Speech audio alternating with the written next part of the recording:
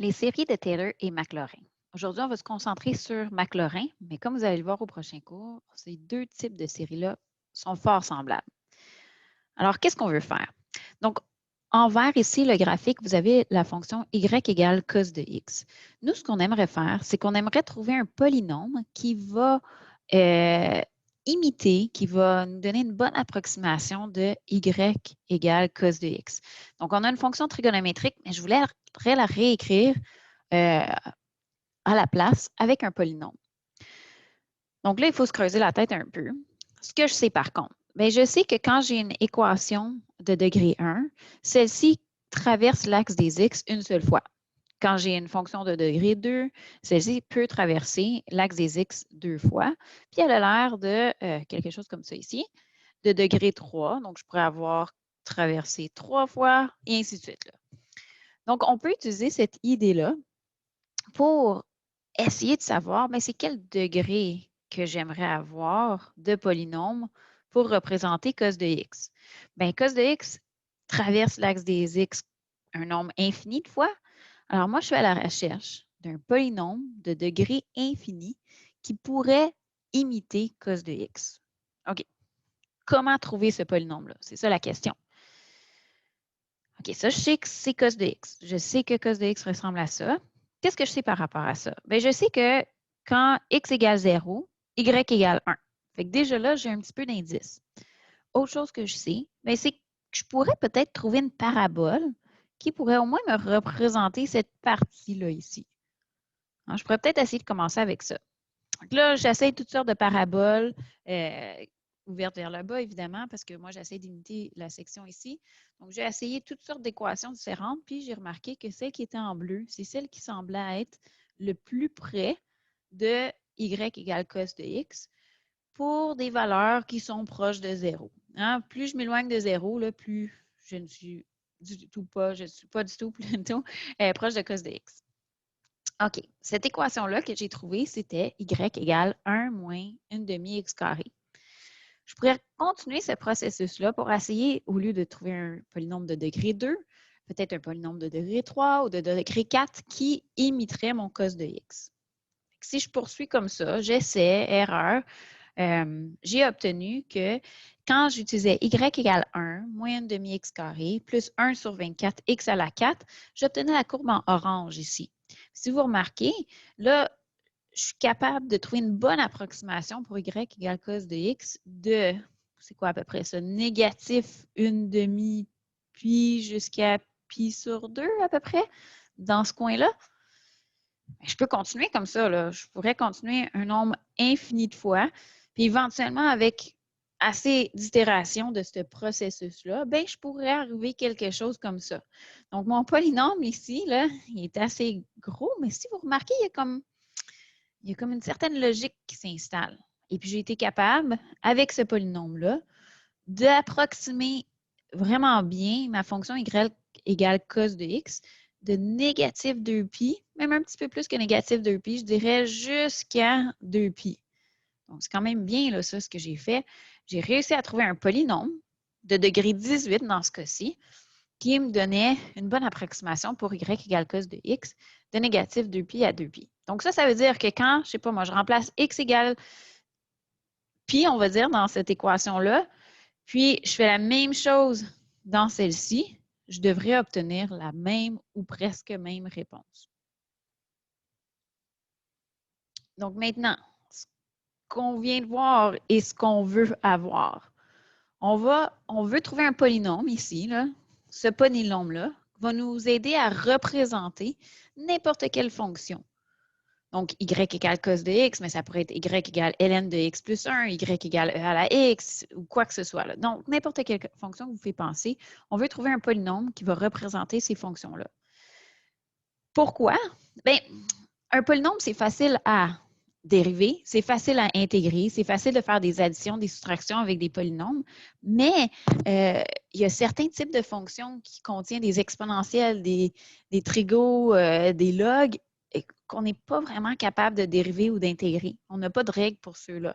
Alors, si on pourrait trouver un polynôme qui les représente, bien à la place, on pourrait dériver ou intégrer ce polynôme-là pour répondre à nos problèmes.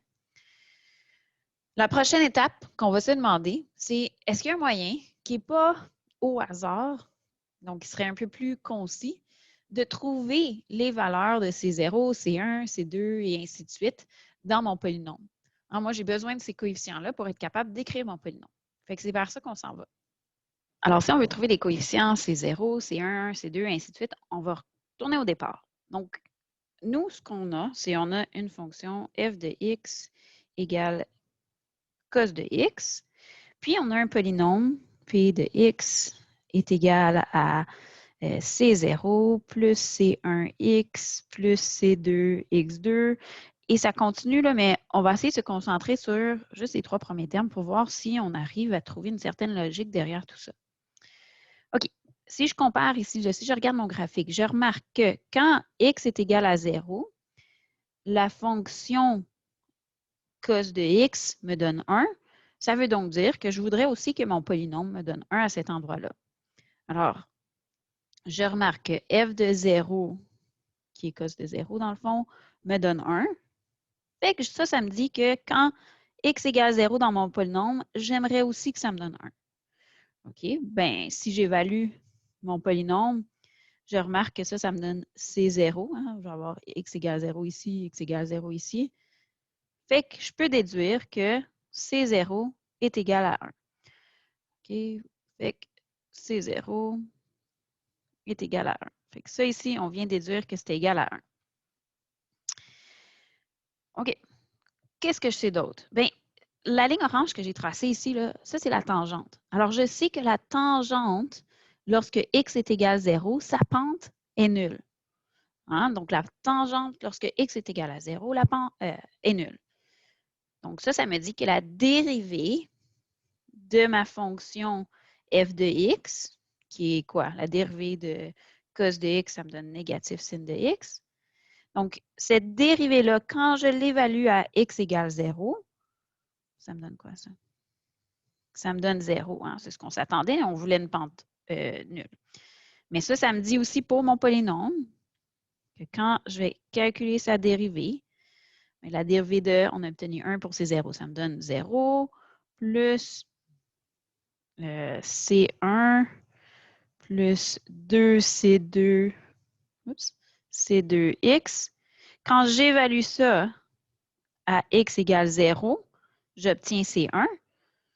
Puis, on a déterminé ici que ça devait nous donner 0. Alors, je peux conclure que C1 est égal à 0. Alors, je rajoute ça ici. Ça m'a donné 0 pour C1, donc 0x. Je vais le remplacer par 0. Donc, ça vous va avec ça? Fait que jusqu'à présent, qu'est-ce qu'on a comme polynôme? On a le polynôme P de x est égal à 1 plus C2x2. Alors, on va poursuivre. On va essayer d'aller voir, OK, c'est égal à quoi C2? Fait que si je vais avec la même logique, qu'est-ce que je sais par rapport à mon graphique de y égale cos de x ici? Donc, quand x est égal à 0, je peux voir que ma fonction est concave vers le bas. Qu'est-ce que ça me dit, ça? Bien, ça me dit que ma dérivée seconde devrait être négative. Est-ce qu'elle va être négative 4, négative 2, négative 10? Allons voir, qu'est-ce que ça nous donne? Alors, si je poursuis ici, la dérivée seconde, donc la dérivée de négative sin de x, ça va me donner négative cos de x. Fait qu'on s'attend à ce que quand je l'évalue à 0, ça me donne une valeur négative. Puis en effet, ça me donne négatif 1. OK? Donc ça veut dire que quand je vais évaluer ma deuxième dérivée du polynôme à x égale 0, je devrais obtenir négatif 1 aussi. La dérivée seconde, c'est quoi? Okay, bien ici, on avait la dérivée première. Là. Alors, si je prends la dérivée de ça, je vais obtenir 2c2x. Non, 2c2. Hein? La dérivée de x, c'est 1. J'obtiens 2c2. OK, mais si je mets ça ensemble, ces deux idées-là, je sais que 2c2 doit être égal à négatif 2. 2c2 doit être égal à négatif 1. Donc, 2c2 doit être égal à négatif 1. C2 va être égal à négatif 1 demi. Hein, puis vous vous rappelez peut-être tantôt, l'équation en bleu que j'avais trouvée, c'était 1 moins 1 demi x2. C'est ce qu'on vient de trouver ici aussi avec notre polynôme. On a eu que C0 était 1, C1 était 0, Puis on vient d'obtenir que C2 est égal à négatif 1/2. Donc, je pourrais continuer comme ça, puis poursuivre, puis poursuivre, puis poursuivre indéfiniment. Et puis, j'obtiendrai ça ici. Donc, je vais faire un survol ici. Vous pouvez mettre pause là, si vous voulez lire un peu plus attentivement. Alors, qu'est-ce que j'ai fait pour trouver mes valeurs de C0, C1, C2? Hein, je me suis retrouvée à prendre, dans le fond, évaluer qu'est-ce qui se passait à 0, qu'est-ce qui se passait à 0 pour ma dérivée, qu'est-ce qui se passait à 0 pour ma dérivée seconde. Donc, j'ai ici ma fonction que j'ai dérivée première, deuxième, et ainsi de suite. Puis, je ne sais pas si vous remarquez ici, mais les dérivées vont finir par se répéter, hein, parce que la dérivée de cos, ça me donne négative sin, la dérivée de sin, ça me donne cos, et ainsi de suite. Là, on tourne en rond. J'ai évalué ensuite quand x égale 0, j'ai obtenu les valeurs suivantes. C'est ces valeurs-là que je vais aller utiliser pour comparer avec la dérivée de mon polynôme. Puis, par la suite, là, déterminer les valeurs de C0, C1, C2, C3, puis C4. OK? OK, ça vous va? Donc, on généralise un peu maintenant. Comment on va faire pour essayer de trouver de façon générale, ça serait quoi mon polynôme? Et pensons à la démarche que j'ai utilisée ici. Qu'est-ce que j'ai fait? Mais je suis allée chercher les dérivés successifs de ma fonction. J'ai évalué ces dérivés-là à x égale 0. Puis ensuite, ça m'a permis d'aller trouver mes coefficients. Mais regardez bien, si on retourne là, ici, qu'est-ce que je remarque? Bien, je remarque que c'est la fonction évaluée à 0 qui m'a donné ma valeur pour ces zéros. C'est ma dérivée première qui m'a donné de l'information par rapport à C1.